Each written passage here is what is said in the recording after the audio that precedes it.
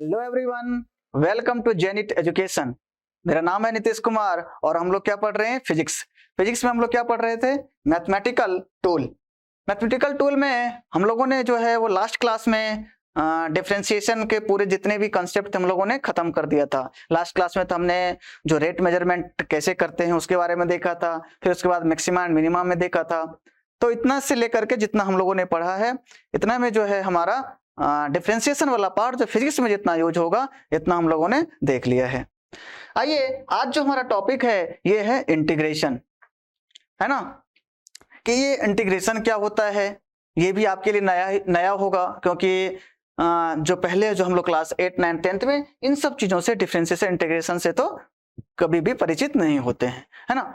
तो आप लोग इसको अच्छे से देखिए कि इंटीग्रेशन क्या होता है।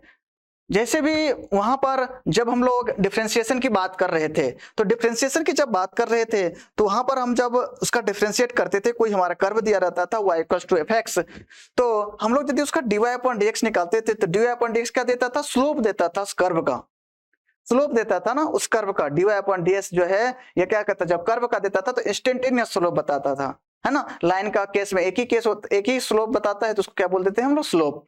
लेकिन कर्व के केस में क्या होता है? हर एक पॉइंट पे अलग अलग स्लोप की वैल्यू आती है, उसी को हम लोग क्या बोलते हैं? इंस्टेंटेनियस स्लोप बोलते हैं। तो ये इंटीग्रेशन जो है ये क्या करता है? किसी भी कर्व के, जो हमारा कोई सा भी कर्व होगा, उस कर्व के अंदर का जो एरिया होता है उस एरिया को बताता है इंटीग्रेशन, है ना। उस एरिया को ही बताता है इंटीग्रेशन। जैसे मान लीजिए कि हमारा कोई कर्व y = fx, ये हमारा कोई कर्व है, ये कुछ इस तरह से हमारा कोई कर्व है y = fx। तो इसके अंदर का जो एरिया होता है, इसके अंदर का जो, मान लीजिए ये पूरा का पूरा जो एरिया, पूरा जो एरिया होता है, ये पूरा एरिया जो होता है इसके अंदर का, ये कर्व हो गया और एक्स एक्सिस का, तो ये क्या करता है? पूरा का पूरा एरिया बताता है इंटीग्रेशन, है ना।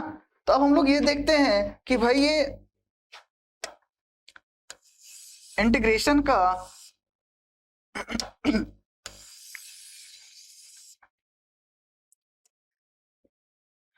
y = fx हमारा कोई कर्व है और हम देख लिए कि उसे अंदर का क्या बताता है? ये एरिया बताता है।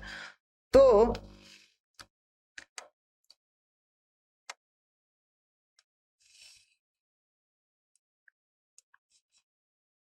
ये y और ये हमारा कोई, मान लीजिए कोई कर्व हो गया, तो इसका हम जो एरिया निकालने का, ये तो मान के चलिए क्या है, मतलब टेढ़ा मेढ़ा कर्व है, इसके हम लोग इसके ज्योमेट्रिकली तो हम इसका एरिया नहीं फाइंड कर सकते हैं। तो हम क्या करते हैं कि मान लीजिए कि कोई स्ट्रिप लेते हैं कि कोई रेक्टेंगल शेप का क्या करते हैं, हम एक रेक्टेंगल शेप का इस तरह से बनाया, उसके बगल में मान लीजिए कि हम ये दूसरा स्ट्रिप ले लेते हैं और इसका एरिया फाइंड करते हैं, और इस तरह से हम लोग क्या करते हैं, ये तरीका हो गया कि मान लीजिए कि इसके अंदर हम लोग क्या कर रहे हैं, एक रेक्टेंगल शेप का क्या कर रहे हैं, रेक्टेंगल शेप का एक ले रहे हैं, रेक्टेंगल शेप का ले रहे हैं, और उसको क्या कर रहे हैं हम लोग, इसका एरिया निकाल करके मैनुअली हम क्या करेंगे, यदि इसको ऐड कर देंगे पूरा यहां से लेकर के यहां तक का, तो हमारा क्या हो जाएगा? एरिया निकल जाएगा। लेकिन इस केस में आप देखिए कि एरर आएगा इसमें एरिया निकालने में। कैसे एरर कैसे आएगा? जैसे देखिए ये जो हमारा कोई, ये तो पूरा इसका जो रेक्टेंगल, इसको यदि हम लोग पूरा रेक्टेंगल बनाएंगे तो ये वाला रेक्टेंगल हो गया, ये पूरा ये वाला रेक्टेंगल हो गया, है ना। तो देखिए ये वाला ये जो मान के चलिए ये ट्रायंगुलर रीजन है, ये ट्रायंगुलर रीजन हो गया, ये ट्रायंगुलर रीजन हो गया, इसी तरह से इसमें भी ट्रायंगुलर रीजन आएगा, ये ट्रायंगुलर रीजन हो गया। तो ये सब एरिया तो क्या हो रहा है? छूट रहा है। ये सब एरिया तो क्या हो रहा है? ऐड नहीं हो रहा है। तो हम लोग इस तरह से एरिया फाइंड कर सकते हैं। एक तो बहुत ज्यादा टाइम कंज्यूमिंग होगा, और दूसरा क्या होगा, मतलब ये एरिया जो है बहुत ज्यादा, मतलब ये जो ट्रायंगुलर पार्ट जो यहाँ पर छूट रहा है ये एरिया उसमें काउंट नहीं हो रहा है, तो मतलब क्या होगा, एरर आ रहा है। ठीक है ना। तो इस तरह से क्या हो रहा है, मतलब जब हम लोग बड़े बड़े रेक्टेंगल के, बड़े बड़े विड्थ के जो रेक्टेंगल हम लोग ले रहे हैं तो क्या हो रहा है, एरर आ रहा है। लेकिन मान लीजिए कि मैं बहुत ही पतला लाइन ले लूं, बहुत ही पतला dx थिकनेस का, मतलब ये हाँ इस तरह का एक लाइन ले लें, है ना, इस तरह का एक लाइन ले ले जिसका जो ये जो थिकनेस है dx क्या होता है, स्मॉल, इनफाइनेटली स्मॉल थिकनेस होता है ना dx का मतलब क्या, स्मॉल इनफाइनेटली स्मॉल थिकनेस। तो एक लाइन हम ले लेते हैं, लाइन के जैसा स्ट्रिप ले लें, है ना, ये रेक्टेंगल के जैसा एक लाइन के जैसा स्ट्रिप ले लें, लाइन के जैसा, उसका थिकनेस ds हो, हाँ इनफाइनेटली स्मॉल थिकनेस होगा, और उस लाइन को हम पूरा का पूरा क्या कर देंगे, उसका एरिया फाइंड करके हम यदि पूरा एरिया को यदि ऐड कर देंगे तो हमारा क्या हो जाएगा, एरिया हो जाएगा, एरिया निकल जाएगा। तो इसी चीज को जो है ये न्यूटन ने इसी चीज को यूज करके जो है वो एरिया निकाला था। इसी मतलब स्मॉल स्ट्रिप का पहले एरिया निकाला, और उस स्मॉल स्ट्रिप को जो ये इंटीग्रेशन है वो स्मॉल, हम लोग इसको मैन्युअली ऐड नहीं करते हैं, ये इंटीग्रेशन क्या करता है, उस स्मॉल स्ट्रिप के एरिया को ऑटोमेटिकली पूरा यहां से लेकर के वहां तक ऐड कर देता है, इसलिए इसका नाम है इंटीग्रेशन। इंटीग्रेशन का मतलब ही होता है क्या, जोड़ना। तो ये क्या किया कि छोटा छोटा जो स्ट्रिप है, इस छोटे छोटे स्ट्रिप को क्या किया, पूरा यहां से लेकर के यहां तक ऐड कर दिया, और वो ऐड करने के बाद जो वैल्यू आई हो इसके अंदर का एरिया हुआ, है ना। तो हम लोग देखते हैं कि कैसे इन चीजों का यूज जो है ना, वो न्यूटन ने इसका यूज करके जो एरिया निकाला था, ये हमारा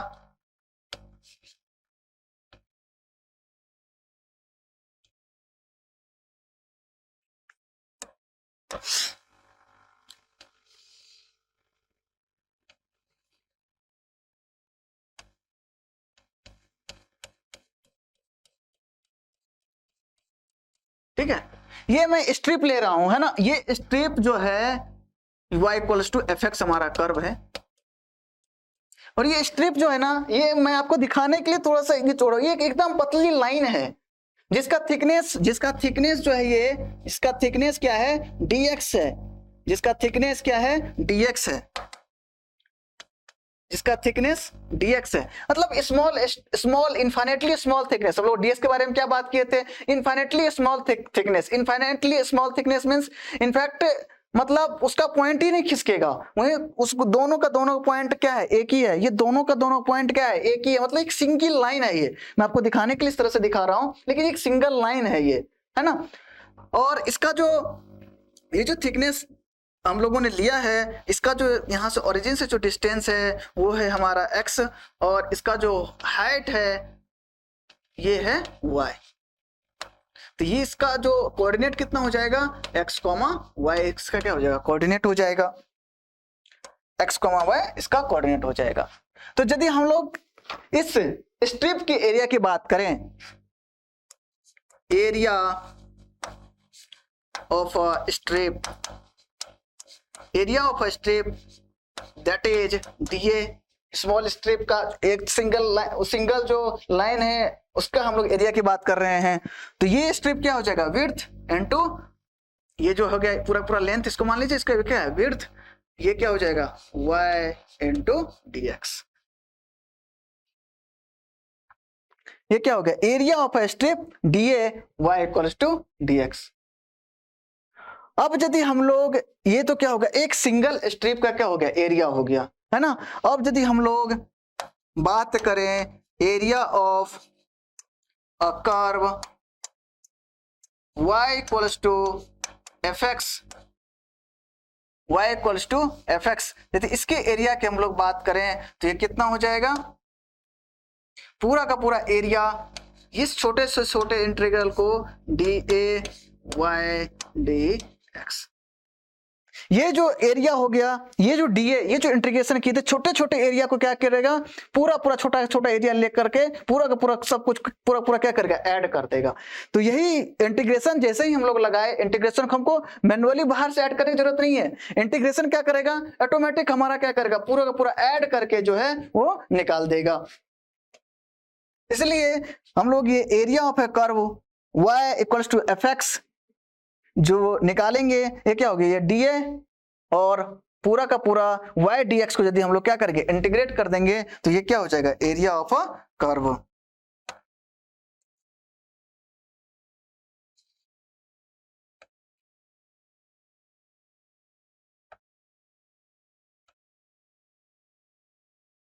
ठीक है, तो हम लोग इसके ज्योमेट्रिकल मीनिंग की यदि बात करें तो वहां पर हम लोग डिफरेंशिएशन में पढ़े थे कि ज्योमेट्रिकल मीनिंग क्या देता था, वो जब d y upon D x हम लोग यदि फाइंड करते थे तो ज्योमेट्रिकल मीनिंग क्या देता था, इंस्टेंटेनियस स्लोप के बारे में बताता था। तो यहाँ पर यदि हम लोग ज्योमेट्रिकल मीनिंग की बात करेंगे, यहाँ पर यदि हम लोग ज्योमेट्रिकल मीनिंग की बात करें,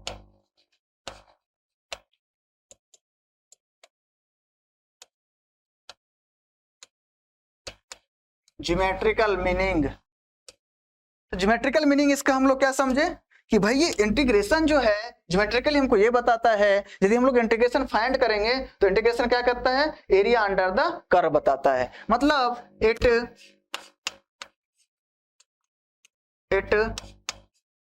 गिव्स द एरिया अंडर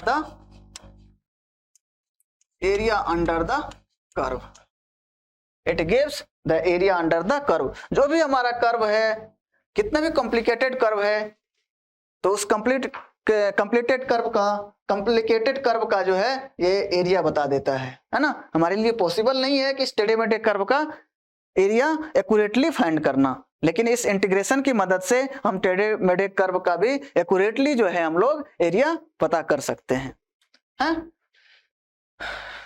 ठीक है, तो इतना तो मतलब इंटीग्रेशन के बारे में, इंटीग्रेशन क्यों मतलब क्यों आया पिक्चर में और क्या बताता है, इतना चीज आप लोग समझ गए होंगे। ठीक है, आइए आगे चलते हैं और देखते हैं कि ये जो इंटीग्रेशन है, ये इंटीग्रेशन बेसिकली टू टाइप का इंटीग्रेशन होता है, टू टाइप का इंटीग्रेशन होता है।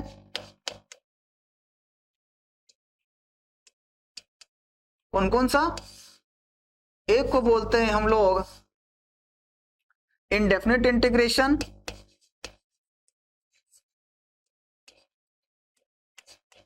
इंडेफिनिट इंटीग्रेशन,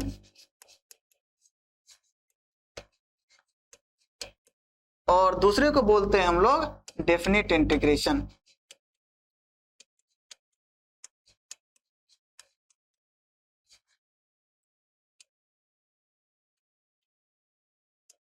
एक को हम लोग बोलते हैं इंडेफिनिट इंटीग्रेशन और दूसरे को बोलते हैं डेफिनिट इंटीग्रेशन। इंडेफिनिट इंटीग्रेशन क्या होता है कि यदि इसका हम लोग इंटीग्रेशन निकालेंगे, इसको यदि आप लोग इस इंटीग्रेशन यदि इंटीग्रेट आप लोग करेंगे तो ये इसका जो वैल्यू आएगा ये एक्स के फॉर्म में ही आएगा, है ना, एक्स के फॉर्म में ही आएगा, मतलब वेरिएबल के फॉर्म में ही आएगा। लेकिन जब आप इसको इंटीग्रेट करेंगे, जब आप इसको इंटीग्रेट करेंगे डेफिनिट इंटीग्रेशन को, तो इसमें एक लोअर लिमिट होती है, एक अपर लिमिट होती है ना, कि मतलब यहां से लेकर के कहां तक, तो ये एक पर्टिकुलर वैल्यू आपको बता देगा, है ना, ये इतना आपका आंसर आया, लेकिन ये इसका वेरिएबल क्या आएगा, एक्स के टर्म में आएगा। इट गिव्स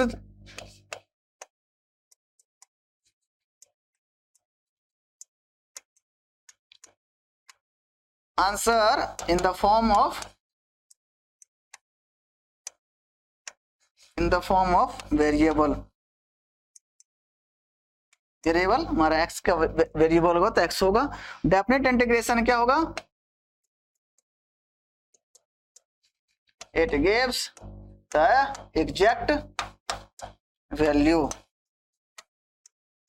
डेफिनेट इंटीग्रेशन में सब कुछ हम लोग करते हैं इंडेफिनिट इंटीग्रेशन की तरह ही, लेकिन उसमें क्या हो जाता है, हम वैल्यू पुट करते हैं। जैसे मान के चलिए कि ये कोई हमारा कर्व है, ये हमारा कोई कर्व है, ठीक है, और हम चाह रहे हैं ये x इक्वल्स टू 8 दे दिया हमको, ये कह रहा है कि भाई x इक्वल्स टू 8 तक के कितना एरिया होगा, तो भाई डेफिनेट इंटीग्रेशन में हम लोग क्या करेंगे, 0 से लेकर के 8 तक के क्या करेंगे, 0 x बराबर 0 रखेंगे, x इक्वल्स टू 8 रखेंगे और पूरे के पूरे एक एग्जैक्ट वैल्यू हमको मिल जाएगा। लेकिन इंडेफिनिट इंटीग्रेशन में क्या करेंगे, इस लिमिट को हम लोग नहीं रखेंगे, उसके बाद जो इंटीग्रेशन होगा इंटीग्रेशन करेंगे, बस वही इसका आंसर हो जाएगा इंडेफिनिट इंटीग्रेशन में। ठीक है, तो आप लोग इतना समझ गए होंगे, डिफरेंस एटलीस्ट समझ गए होंगे इंडेफिनिट इंटीग्रेशन में, डेफिनिट इंटीग्रेशन में। फिर हम लोग जो देखेंगे तो और ज्यादा क्लैरिटी आएगी।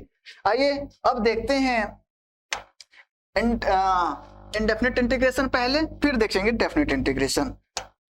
Indefinite integration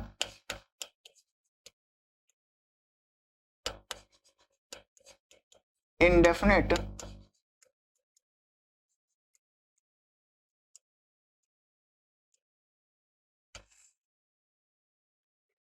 indefinite integration,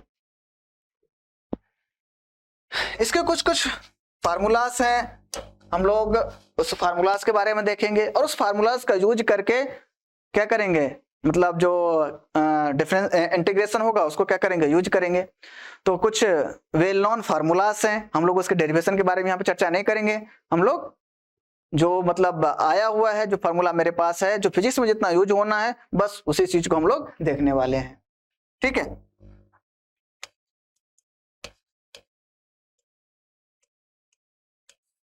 formulas, differentiation का जो उल्टा होता है ना, डिफरेंशिएशन का जो उल्टा होता है वही इंटीग्रेशन होता है, या इंटीग्रेशन का उल्टा होता है डिफरेंशिएशन, हम कुछ भी कह सकते हैं। तो ऐसा भी हम लोग बोलते हैं कि इंटीग्रेशन डिफरेंशिएशन का उल्टा होता है, डिफरेंशिएशन इंटीग्रेशन का उल्टा होता है ना। मतलब जैसे मान लीजिए हम लोग y equals to f x, ठीक है, ये दिया हुआ x पे पावर n, इसको हम लोग इंटीग्रेट करना चाहते हैं, मतलब ये क्या हो जाएगा, y dx इक्वल्स टू क्या हो गया, f x d x equals to क्या हो जाएगा, x पे पावर n dx, x पे पावर n dx। ठीक है, तो इसका जो इंटीग्रेशन आता है, आप लोग ध्यान दीजिएगा इस पर, इसका जो फार्मूला आता है ये होता है x पे power n plus 1 divided bye n plus 1, और एक इंडेफिनिट इंटीग्रेशन में एक कांस्टेंट आता है जिसको हम लोग c से डिनोट करते हैं। डेफिनिट इंटीग्रेशन में एक लिमिट होता है, उस लिमिट के वजह से जो लिमिट पुट करते हैं एग्जैक्ट वैल्यू आता है, उससे कांस्टेंट हम लोग नहीं डालते हैं। इंडेफिनिट इंटीग्रेशन में एक कांस्टेंट आता है c। ठीक है, तो ये हो गया हमारा x पे power n plus 1 divided bye n plus 1।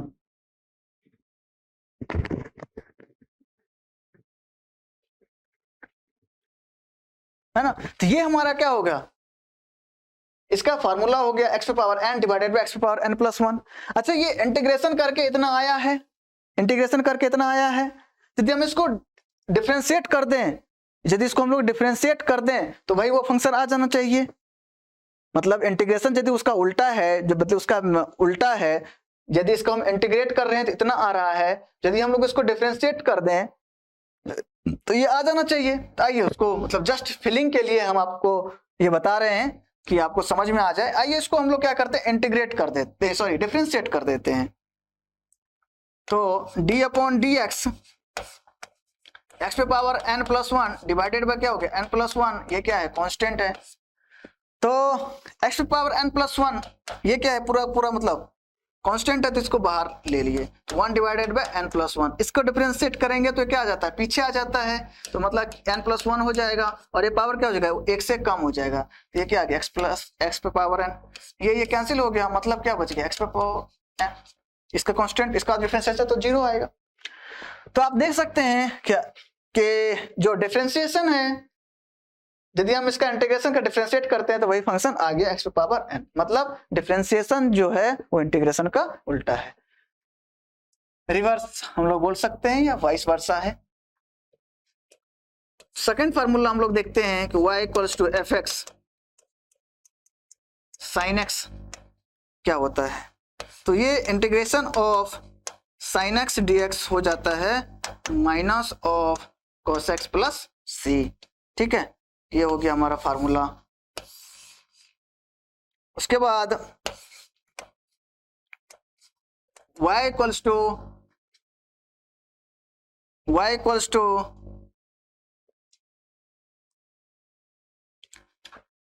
ये मान के चलिए एफ एक्स, ये आपको दिया रहे cos x, तो integration of cos x into dx हो जाता है sin x प्लस c।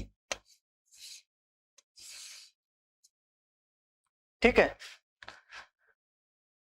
हम लोग तीसरा हो गया, चौथा की बात करते हैं।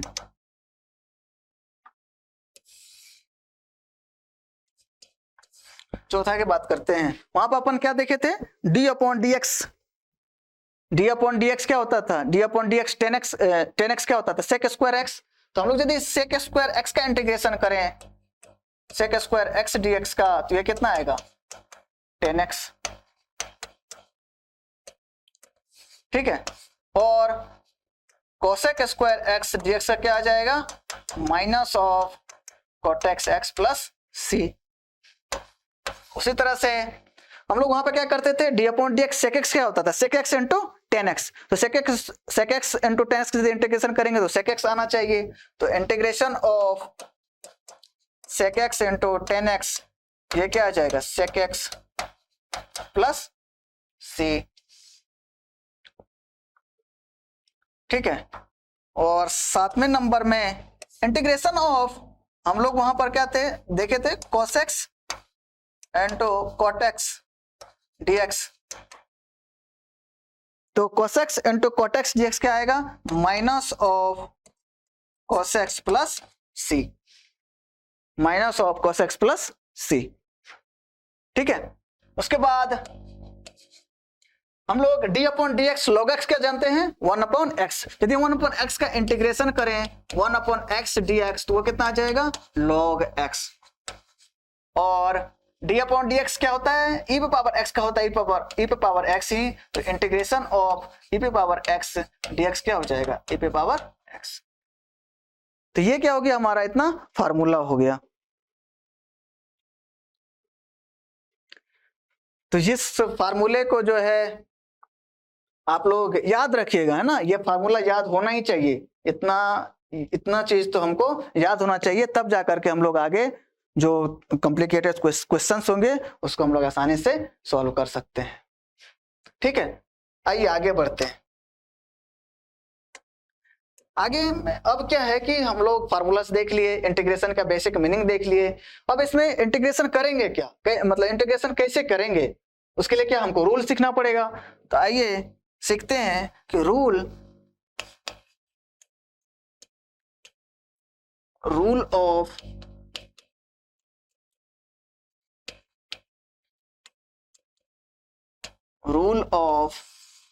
इंटीग्रेशन।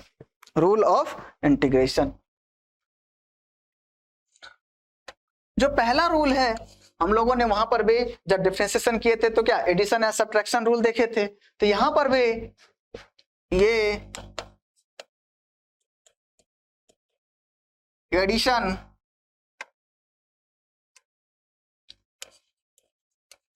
एंड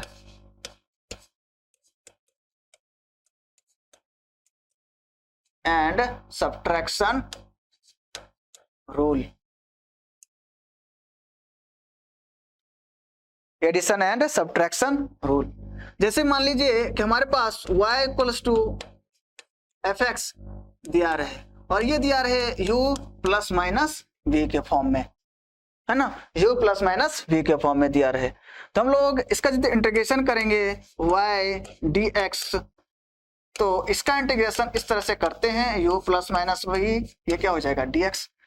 तो इसको हम लोग क्या करेंगे, अलग अलग कर देंगे, है ना। कैसे, u के ले लीजिए u dx, बीच में क्या लगा दीजिए प्लस माइनस, और ये क्या हो गया v dx। तो ये क्या हो गया हमारा y dx।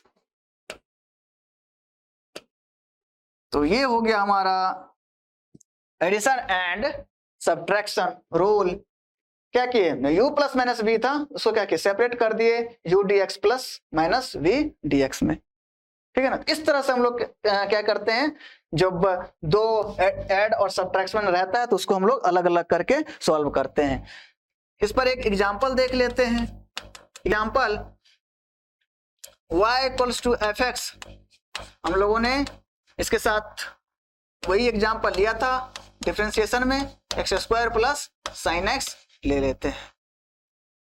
इसका यदि हम लोग डिफरेंशिएशन करें y डी एक्स, तो ये कितना हो जाएगा, x square plus sine x, और ये क्या हो जाएगा dx, x square plus sine x into D x. अब इसको क्या करेंगे हम लोग, अलग अलग कर देंगे। अलग अलग कैसे करेंगे, एक्स स्क्वायर डी एक्स कर देंगे प्लस ये क्या हो जाएगा sine x into D x. अब अपन जानते हैं कि एक्स पे पावर एन हो गया, एन की जगह पे क्या है 2 है, तो एक्स पे पावर एन dx का डिफरेंशिएशन क्या होता है, x पे power n plus 1 divided bye n plus 1। तो इसका कैसे आएगा, x पे power 2 plus 1 divided bye 2 plus 1 plus integration of sine x क्या होता था, माइनस कॉस एक्स। तो ये क्या हो जाएगा, माइनस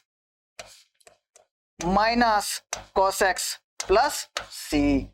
दोनों को, इसका भी कांस्टेंट आएगा, इसका भी कांस्टेंट आएगा, दोनों को मिला करके एक कांस्टेंट लिखेंगे, है ना। आप मान लीजिए इसका C2 मान लीजिए, इसका कांस्टेंट कितना आएगा C1 प्लस C1, और यदि इसका हम फाइनल आंसर लिखेंगे x पे पावर क्या आएगा 3 डिवाइडेड बाय 3, ये क्या आएगा minus of cos x plus C1 plus C2 को मिलाकर क्या लिख देंगे C। तो ये हो गया हमारा इंटीग्रेशन ऑफ y dx।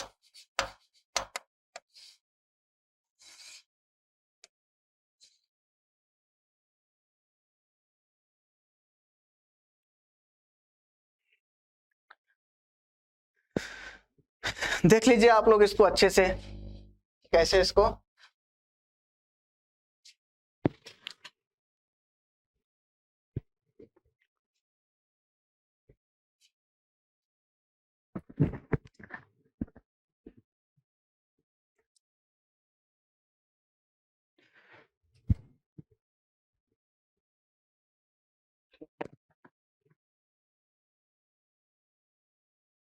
ठीक है। उसके बाद आइए सेकेंड रूल की हम लोग चर्चा करते हैं। सेकेंड रूल क्या है अपना, कांस्टेंट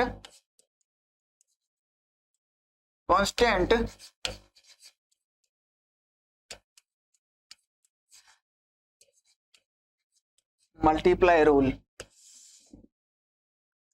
एक कांस्टेंट मल्टीप्लाई रूल क्या है, जैसे कोई फंक्शन दिया रहे y equals to f x, और ये दिया रहे c इंटू यू के फॉर्म में। c हमारा क्या है, कांस्टेंट है, और u क्या है, वेरिएबल है x में, है ना। तो किस तरह से हम लोग इसको डिफरेंशिएट करेंगे, तो इसका है y dx, ठीक है, इंटीग्रेशन का साइन है ये, और ये क्या हो गया y इंटू डी एक्स। हमने देखा कि कैसे इसको इंटीग्रेट करते हैं, dx स्मॉल लेंथ होता है, y जो फंक्शन होता है उसके साथ में dx स्मॉल लेंथ लेकर हम लोग इंटीग्रेट करते हैं।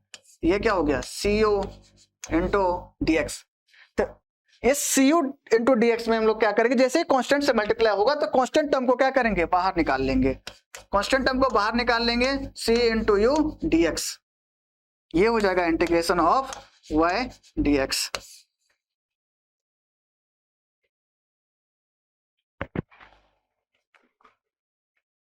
इसके ऊपर एक एग्जांपल हम लोग देख लेते हैं।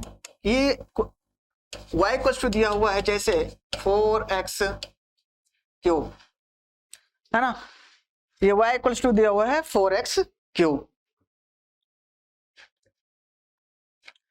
इसको यदि हम लोग इंटीग्रेट करते कैसे करेंगे, y dx 4x cube into dx, ठीक है, 4x क्यूब इंटू dx। अब इस 4 को क्या करेंगे हम लोग, कांस्टेंट है तो 4 क्या है, कांस्टेंट है, तो इसको बाहर निकालिए, और ये क्या हो गया x क्यूब इंटू dx। अब हम लोग जानते हैं x पे पावर n dx का इंटीग्रेशन जानते हैं, x पे power n plus 1 divided bye n plus 1।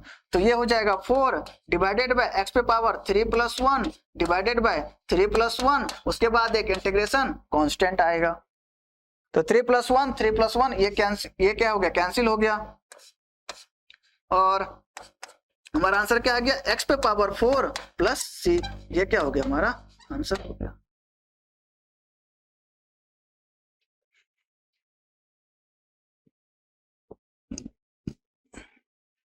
ठीक है, तो ये हो गया हमारा constant multiply rule.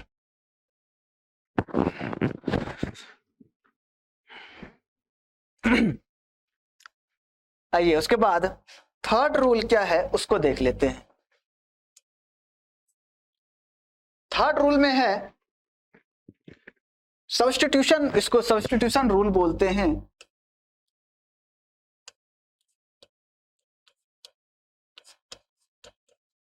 Substitution method बोल लीजिए या रूल बोल लीजिए।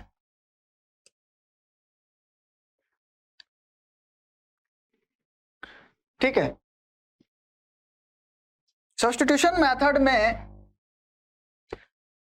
जैसे मैं आपको एक, जैसे देखिए y इक्वल्स टू इस फॉर्म में रहे F x into F dash x into D x, है ना। कोई फंक्शन रहेगा एफ एक्स और उसका ये एफ डैश एक्स क्या है, एफ डैश एक्स क्या है, first order derivative of first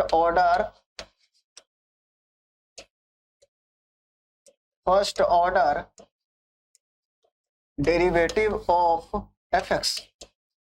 वहां पे हम लोग बताया था मैं आपको डिफरेंशिएशन में, जैसे मान के चलिए D upon D x F x करेंगे तो ये कितना आ जाएगा, एफ डैश एक्स आ जाएगा। फर्स्ट ऑर्डर डेरिवेटिव को हम लोग एफ डैश एक्स बोलते हैं। कहने का मतलब कोई फंक्शन होगा और उसका डेरिवेटिव का फॉर्म में रहेगा, मतलब एफ डैश एक्स के फॉर्म में रहेगा, तो हम लोग क्या करेंगे, उसको सब्स्टिट्यूट करके हम लोग उसको सॉल्व कर सकते हैं। जैसे मान लीजिए कि हमारा एग्जाम्पल y इक्वल्स टू दिया हुआ है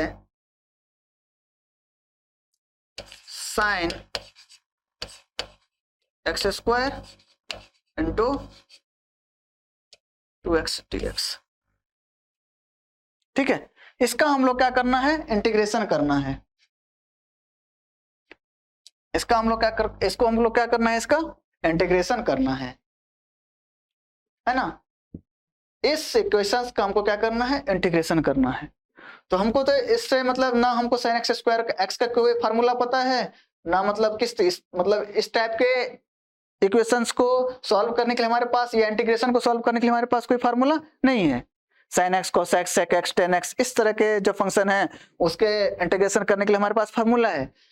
तो इस तरह के क्वेश्चंस तो हम लोग कैसे मतलब इसको सॉल्व करेंगे, इसके लिए हम लोग सब्स्टिट्यूशन मेथड लगाएंगे। देखिए एक चीज, यदि ये मान के चलिए एफ एक्स हो गया, एक्स स्क्वायर यदि एफ एक्स हो गया तो एफ डैश एक्स निकालेंगे तो 2x dx है पड़ा हुआ, 2x है पड़ा हुआ, है ना, 2x है मतलब एफ डैश एक्स यहाँ पर है। तो हम लोग क्या करते हैं सब्स्टिट्यूशन में, देखिए क्या बोल रहे हैं, मैं क्या बोल रहा हूं कि ये एक्स स्क्वायर को मैं मान लेता हूं u, है ना, एक्स स्क्वायर को मान लेता हूं मैं u और इसको डिफरेंशिएट करता हूं इसको, तो क्या हो जाएगा D upon D X x square और इधर क्या हो जाएगा D you upon D x. तो एक्स स्क्वायर ये कितना हो जाएगा 2x और ये क्या हो गया हमारा D you into D x. अब देखिए ये 2x dx को अपन क्या लिख सकते हैं du। इस 2x dx के जगह पे क्या लिख सकते हैं, सिंगल एलिमेंटल लेंथ du, मतलब 2x dx को हम लोग क्या कर सकते हैं du से रिप्लेस कर सकते हैं। ठीक है, तो अब और एक्स स्क्वायर की जगह पे क्या आ गया u, देखिए साइन एक्स स्क्वायर की जगह पे क्या आ जाएगा u और 2x dx की जगह पे क्या आ गया du। अब ये अनदर वेरिएबल में बदल गया कि sin u du। अब हमको पता है कि भाई sin x dx का जैसे ही मान के चलिए वहां पर sin x dx था, यहाँ पर sin u du है, तो हमको क्या पता था कि sin x dx का इंटीग्रेशन क्या होता है माइनस ऑफ cos x। तो इसका फॉर्मूला तो पता है लेकिन इसका नहीं पता है, लेकिन हमने क्या किया इस फॉर्म में इसको सब्स्टिट्यूशन मेथड से पुट करके इस फॉर्म में हमने क्या किया उसको कन्वर्ट कर लिया। तो इसी को हम लोग बोलते हैं substitution method, sin u du। तो साइन यू डी यू का क्या होता है माइनस ऑफ कॉस यू हो जाएगा प्लस सी, और हमको पता है ये एक्स के फॉर्म में है तो भाई यू को हमने क्या माना एक्स स्क्वायर, तो minus of cos x square plus c, ये क्या हो जाएगा इसका आंसर हो जाएगा।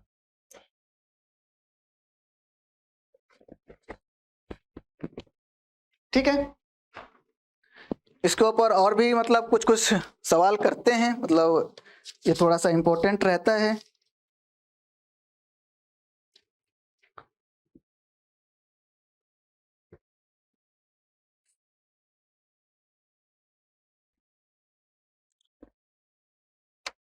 आइए इस पे कुछ और सवाल किया जाए।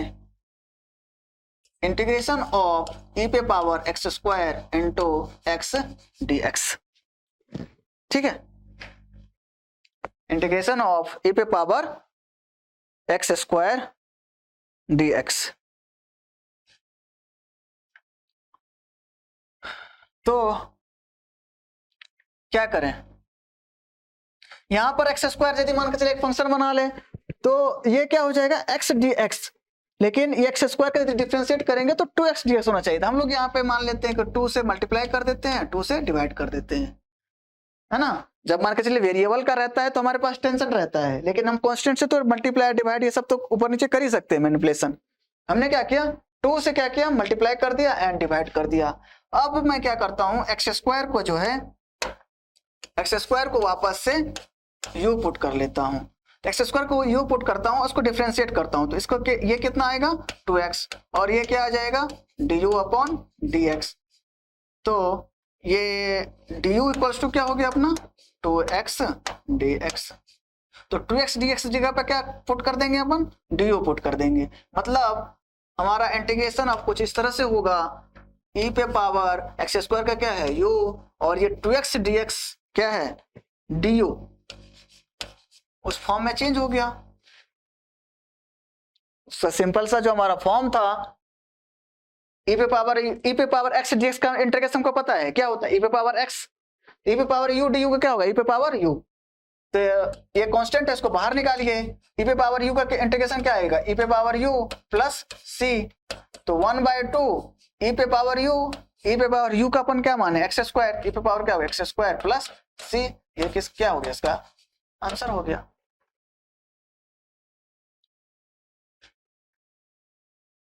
ठीक है, और नहीं तो यदि आप इसको मतलब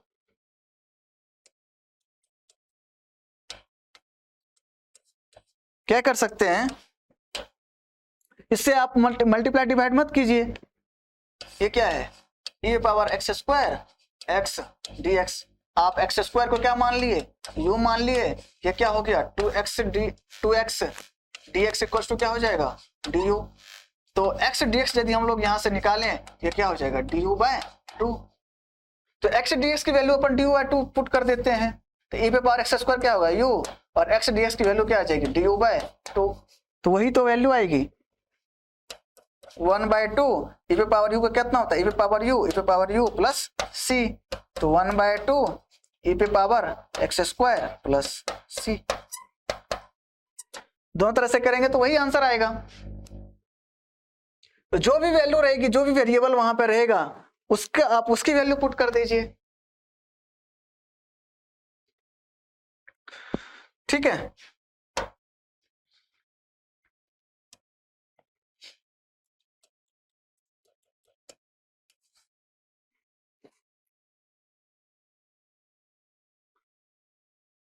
और कुछ सवाल इस पर देखते हैं। 1 प्लस वाई स्क्वायर, ये क्या हो गया 2y dy, ये इंटीग्रेशन है। ठीक है, अब इसमें भी हमको क्या सब्स्टिट्यूशन मेथड लगाना पड़ेगा, सब्स्टिट्यूशन मेथड लगाना पड़ेगा। तो हम अपन क्या कर सकते हैं, 1 प्लस यू स्क्वायर को मान लेता हूं मैं यू स्क्वायर। ठीक है ना, मैं इसको यू भी मान सकता हूं, लेकिन 1 plus y square u square यदि माने तो यू स्क्वायर अंदर जाएगा तो यू बन जाएगा, है ना, तो थोड़ी सी आसानी होगी। तो 1 प्लस वाई स्क्वायर का अपन क्या मान लिए यू स्क्वायर। अब इसको क्या करते हैं डिफरेंशिएट करते हैं, तो डिफरेंशिएट कीजिए y के रिस्पेक्ट में, तो कितना आ जाएगा 0 प्लस ये क्या आ जाएगा 2y, और ये कितना आएगा 2u du अपॉन dy। यदि इस साइड इसको लेके आएंगे तो 2y dy कितना हो जाएगा 2u du। अब देखिए 2y dy की जगह पे क्या लिख सकते हैं अपन, 2u du, और 1 प्लस वाई स्क्वायर की जगह पे क्या है, यू स्क्वायर, तो यू स्क्वायर अंदर जाएगा तो क्या बचेगा u, और 2y dy की जगह पे क्या पुट कर दीजिए, 2u du, ये कितना हो गया 2u स्क्वायर du। अब आपको इसका इंटीग्रेशन पता है, 2 कांस्टेंट है, इसको बाहर ले जाइए, 2 कांस्टेंट है, इसको बाहर ले जाइए, ये क्या हो जाएगा u स्क्वायर du। तो 2, अब अपने को पता है x पे पावर n dx का इंटीग्रेशन पता है अपने को, तो u स्क्वायर कितना हो जाएगा, u पे power 2 + 1 divided bye 2 + 1 plus c, ये कितना हो जाएगा 2 × u power 3 divided by 3 plus c, that is 2/3 u³ plus c। इसका क्या आएगा, आंसर आएगा।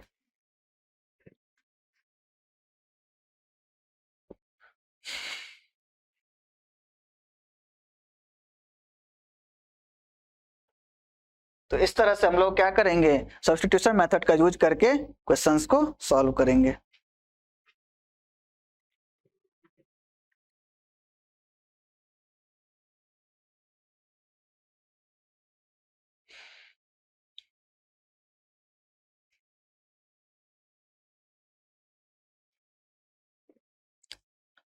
ठीक है, एक क्वेश्चन इस पर और देख लेते हैं। जैसे मान लीजिए sin स्क्वायर x dx का इंटीग्रेशन पूछ दे, वो sin स्क्वायर x dx का, तो sin स्क्वायर x dx का इंटीग्रेशन, तो हमको तो फार्मूला नहीं पता है इसको, लेकिन इसकी आइडेंटिटी पता है। आइडेंटिटी हम लोग जानते हैं, क्या आइडेंटिटी हम लोग क्या पढ़ रखे थे, cos 2 थीटा होता है 2 cos स्क्वायर थीटा -1, या ये होता है 1 - 2 sin स्क्वायर थीटा। ये आइडेंटिटी हम लोगों ने पढ़ रखा है, ठीक है ना। तो sin स्क्वायर x की यदि वैल्यू निकालने के लिए बोले वो, तो हम लोग यहाँ पे थीटा की जगह पे क्या कर सकते हैं, x पुट कर दीजिए, तो क्या हो जाएगा cos 2x इक्वल्स टू क्या आएगा 1 - 2 sin स्क्वायर x। अब sin स्क्वायर की वैल्यू निकाल लीजिए, तो sin स्क्वायर x कितना हो जाएगा, इधर ले आएंगे तो 1 - cos 2x डिवाइडेड बाय 2। ठीक है, अब sin स्क्वायर x की जगह पे क्या आ गया 1 - cos 2x divided by 2 × dx। ठीक है, अब इसको क्या करेंगे, u मतलब एडिशन सब्ट्रैक्शन रूल को लगा देंगे, कैसे 1/2 dx, उसके बाद माइनस में ये क्या आएगा cos 2x by 2। ठीक है ना, तो इसको यदि हम लोग सॉल्व करें तो ये इसको बाहर निकाल लीजिए, ये क्या आ जाएगा dx, इसको भी बाहर निकालिएगा तो ये क्या आ जाएगा cos 2x dx।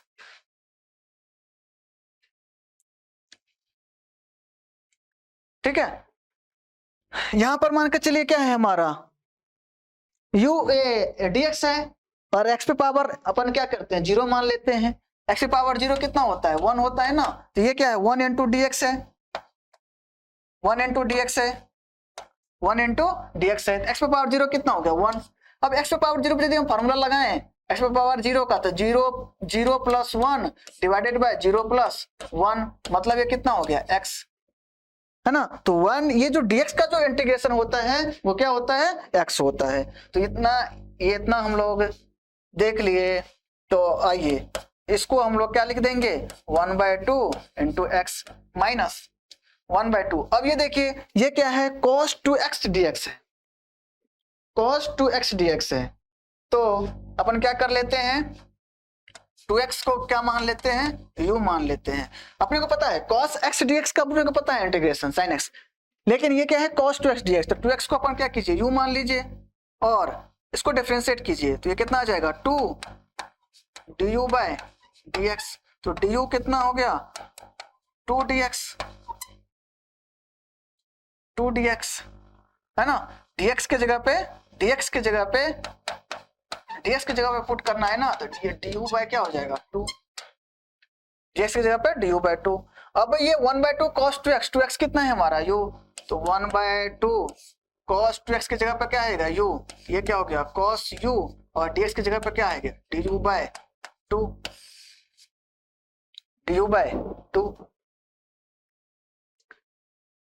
ठीक है, अब हमको पता है कि भाई ये cos u du मतलब cos x dx का क्या इंटीग्रेशन हमको पता है, तो ये क्या हो गया 1/2 x माइनस ये 2 क्या आएगा बाहर आएगा, तो 1/4 हो जाएगा, और इसको अपना पता है क्या हो जाएगा sin u। अब u की वैल्यू आप पुट कर दीजिए, sin u की वैल्यू आप पुट कर दीजिए, कितना है 2x प्लस c।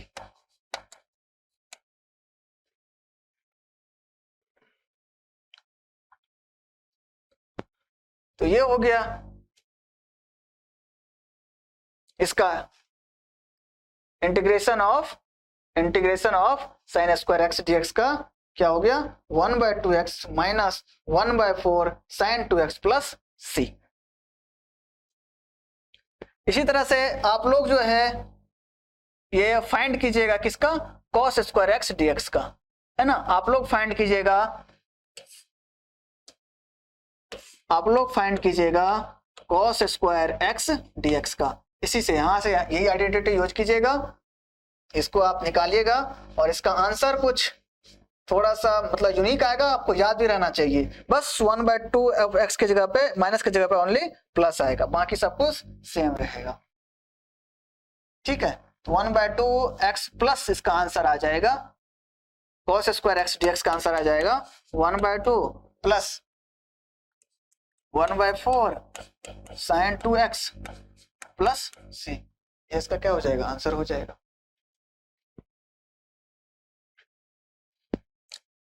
ठीक है,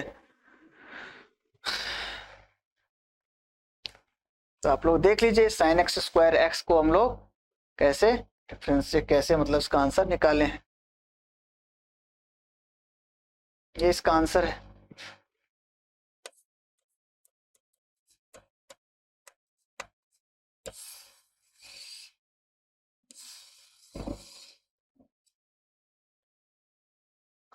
ठीक है, आइए उसके बाद जो है एक रूल और है, इंटीग्रेशन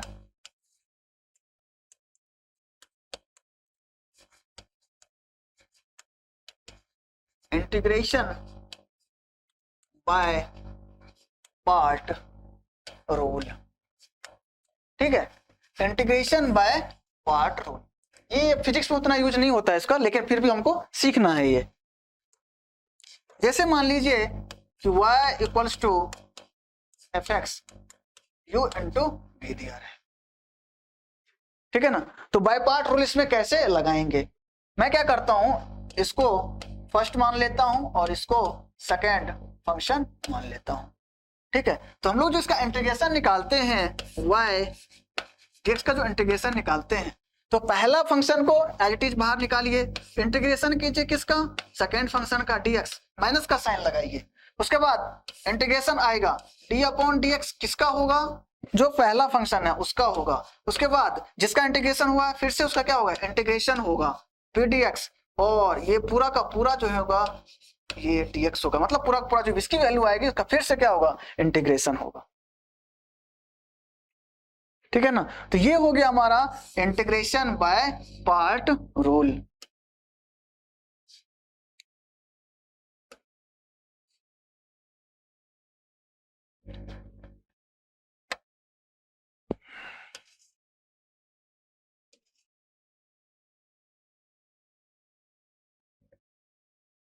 ठीक है, तो ये इसको बोलते हैं हम लोग इंटीग्रेशन बाय पार्ट, ये एक रूल है, इसको आप लोग जो है मतलब याद रखिएगा। और इसमें जो फर्स्ट फंक्शन और सेकंड फंक्शन जो है ना, ये आइलेट रूल से, आइलेट जो हमारा रूल है ना, उससे हम लोग डिसाइड करते हैं। आइलेट ये होता है इनवर्स, इसको बोलते हैं इनवर्स होता है, इसको बोलते हैं लॉगरिथमिक, इसको बोलते हैं अलजेब्रिक, ये है ट्रिगोनोमेट्रिक और ये है एक्सपोनेंशियल।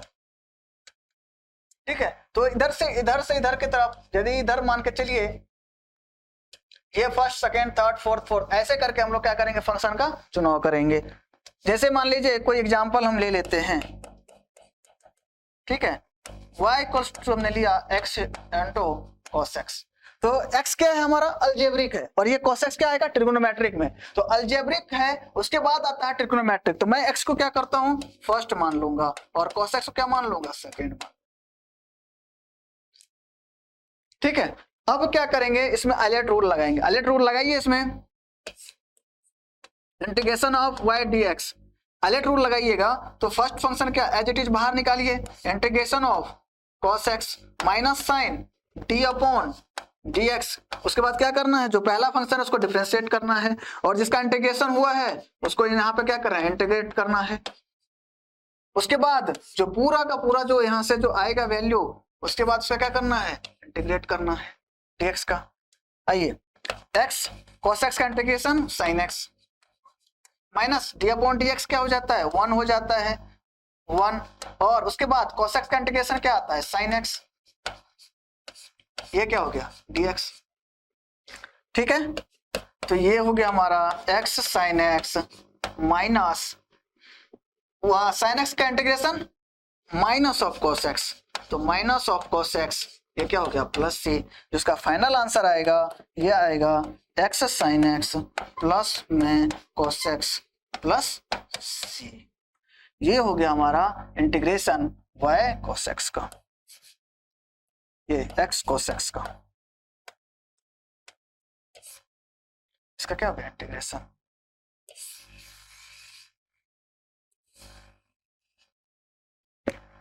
ठीक है, तो इस तरह से जो है हम लोग देखिए कि मतलब इंटीग्रेशन बाय पार्ट जो है, इंटीग्रेशन बाय पार्ट जो है कैसे यूज करेंगे। आइलेट्स के हिसाब से जो है अपन फर्स्ट और सेकंड फंक्शन चूज करेंगे, उसके बाद first function as it is बाहर निकालेंगे, उसके बाद सेकंड फंक्शन का इंटीग्रेशन, फिर माइनस साइन लगाएंगे, फिर डी अपॉन डी एक्स जो पहला फंक्शन है उसका, फिर जो इंटीग्रेशन जिसका हुआ है उसी का इंटीग्रेशन होता है, फिर उसके बाद होल का, इसकी जितनी वैल्यू आती है फिर होल का इंटीग्रेशन हो जाता है, और वही हमारा क्या हो जाता है, आंसर।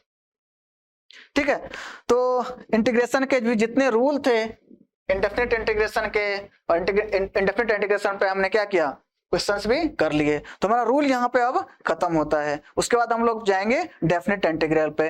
ठीक है, तो आज के लिए हम लोग यहीं पे रखते हैं, नेक्स्ट क्लास में डेफिनिट इंटीग्रल देखेंगे, फिर वो कंप्लीट कर देंगे उसको। उसके बाद हम लोग अपने जो मेन फिजिक्स का जो स्टार्ट होगा वेक्टर से, हम लोग क्या करेंगे, बहुत अच्छे तरीके से स्टार्ट करेंगे। ठीक है, तब तक के लिए बाय बाय, थैंक यू।